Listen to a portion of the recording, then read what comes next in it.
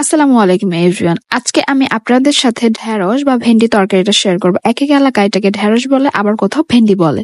চলুন তাহলে সহজভাবে আপনাদের সাথে আজকে শেয়ার করা যায়। প্রথমে একটা প্যানে পোড়ার মতো তেল নিয়ে তেলটা গরম হয়ে আসলে এরপর যেখানে আমরা পেঁয়াজ আর কাঁচামরিচগুলোকে দিয়ে দিব।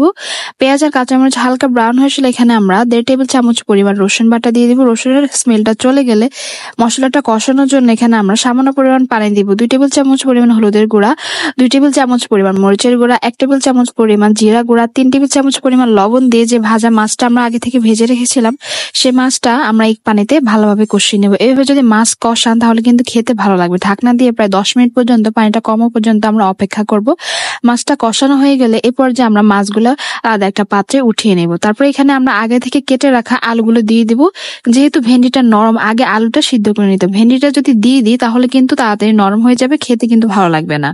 সাথে একটা টমেটো দিয়ে টমেটো আর আলুটা ভালোভাবে নেড়েচেড়ে দিয়ে এটাকে আমরা প্রায় 5 মিনিট পর্যন্ত ঢাকনা দিয়ে ঢেকে রাখবো যাতে আলুটা সিদ্ধ হয়ে আসে। আলুটা সিদ্ধ হয়ে আসলে এই পর্যায়ে আমরা এখানে আগে থেকে কেটে রাখা ঢেঁড়সগুলো দিয়ে দিব। ঢেঁড়সগুলো দিয়ে ভালোভাবে নেড়েচেড়ে দিব।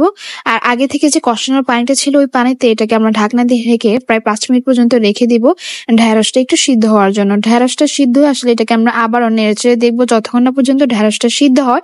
ঢাকনা দিয়ে ঢেকে রাখতে হবে। 10 মিনিট পর ঢাকনাটা তুলে দেখছিলাম যে ঢেঁড়সটা সিদ্ধ হয়েছে কিনা। ঢেঁড়সটা সিদ্ধ হয়ে গেলে এই পর্যায়ে এখানে আমরা পরিমাণ মতো ঝোলটা অ্যাড করে দিব। এখানে আমরা সবটুকু পানি একসাথে দিয়ে দিব না। এখানে আমরা যেহেতু আগে থেকে মাছ ভেজে রেখেছিলাম সেই মাছগুলো আগে দিয়ে দিব। মানে কিছুটা পানি দেওয়ার পর আগে মাছগুলো দিয়ে দিব। মাছগুলো দিয়ে দেওয়া হলে তারপর এখানে আমরা আবারও সামান্য কিছু পানি দিব। ঝোলটা আপনারা আপনাদের মন মতো দিতে পারেন। ঢাকনা দিয়ে ঢেকে প্রায় 5 মিনিট পর্যন্ত অপেক্ষা করলে বলক চলে আসলে, সামান্য একটু ঝোল কমে আসলে রেডি আমাদের ঢেঁড়সের তরকারি। আমার আজকের রেসিপি যদি ভালো লাগে তাহলে অবশ্যই একটা লাইক, ফলো আর সাবস্ক্রাইব করতে ভুলবেন না। ধন্যবাদ সবাইকে।